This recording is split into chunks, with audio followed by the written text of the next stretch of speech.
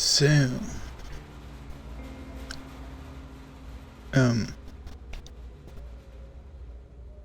as you can probably tell from the title, I felt like experimenting with this game once more. Metro Exodus is a hard game for me to categorize. Because it's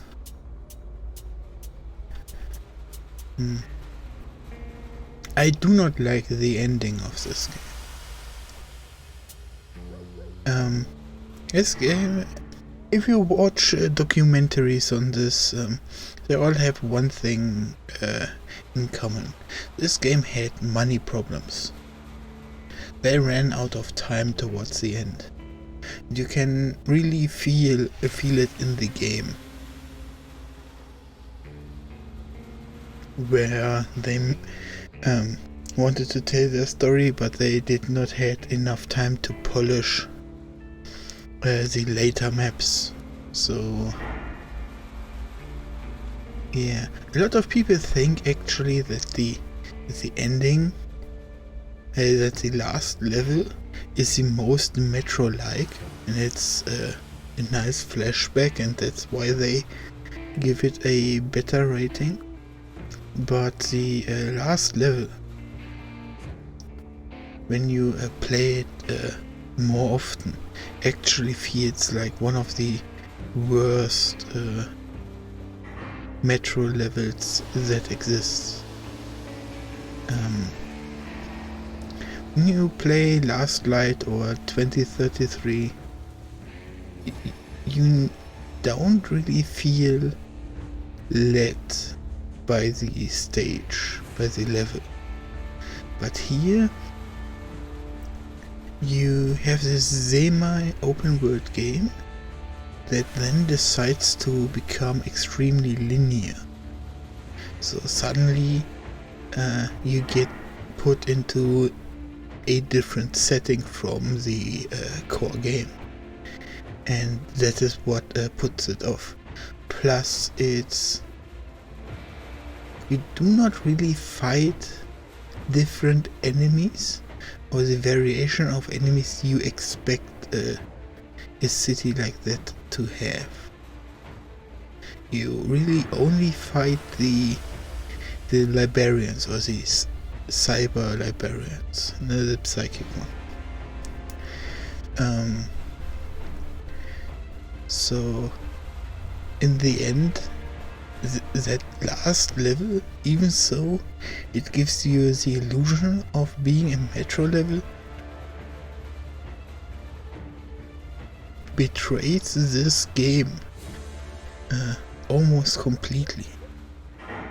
So that's why I think it's one of the worst Metro levels that exists. With that being said, I do not really like this game in the Metro series. I definitely think this is a good game. And yes, it pairs in somewhat. But the forest and the desert level, just those are the ones where they had to massively cut down on quality because of their budget problems. And you can feel it a lot in those, that the love for detail is missing. Like, especially the desert one, I often feel like that one is a grind.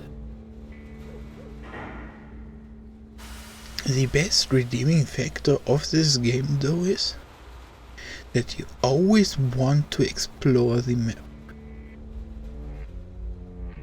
That it has this, it builds this urge to just go everywhere. Because not only do you get a decent reward when you explore, but also through the extreme resource scarcity, you don't have endless amounts of bullets and stuff to find. Everything you find has a big value. I recently played Horizon Zero Dawn and Dying Light 2, and those games stockpile so many resources onto you. Or where Horizon Zero Dawn does it in a better way, it gives you the option to stockpile with reoccurring, respawning resources that you can farm. Where Dying Light 2, at some point it becomes just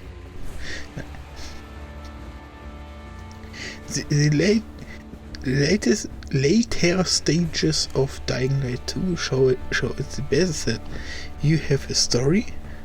This story is intense. It wants you to go fast. It gives you the urgency to keep moving. But suddenly everywhere are purple boxes. You know, the usual system: gray, green, blue, purple, yellow for legendary.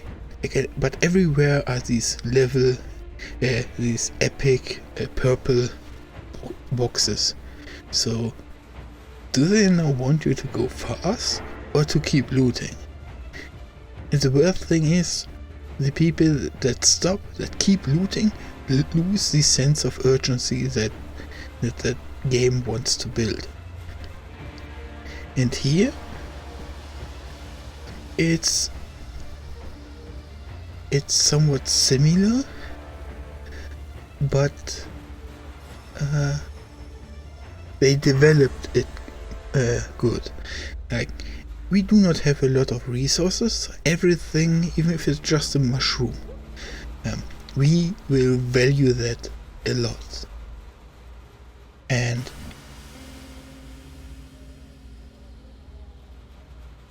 that gives you more of a rewarding feeling when you pick something up, because you know you're at the limit of your possibilities. Or these 3 rounds give you the possibilities of suddenly loot this big sector where you will find a weapons mod. And every weapons mod really feels impactful. Let me rephrase that. Almost every weapons mod changes the weapons you use massively. So there are a lot of weapons in this game that I just don't. It's not that I don't like them, it's just the same weapon but different. You know, this meme, like, the same but a bit different, you know.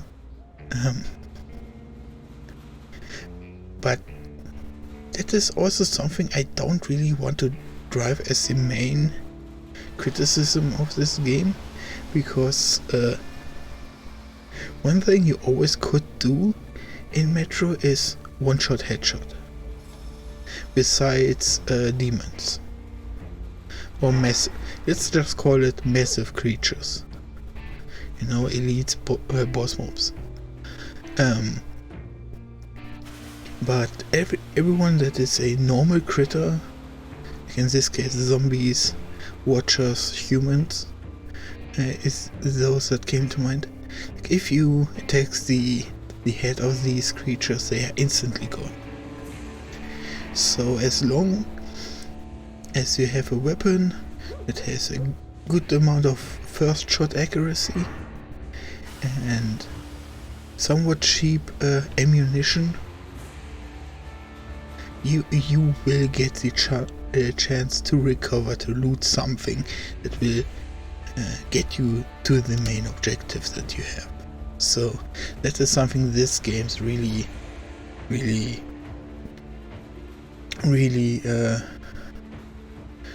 that is something this game does really well. And also one of the main reasons I prefer survival games. You know? So I did some graphic optimizing.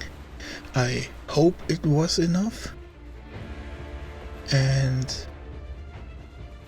yeah, I really hope I don't have to optimize my settings more.